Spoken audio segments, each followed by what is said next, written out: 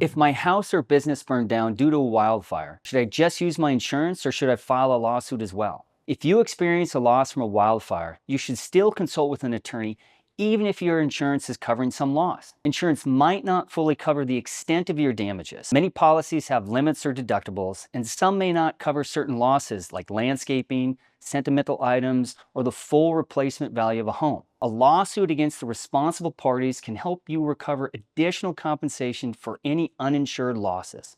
At Rory Law, our focus is to ensure you receive justice and are made whole after a tragedy or injury.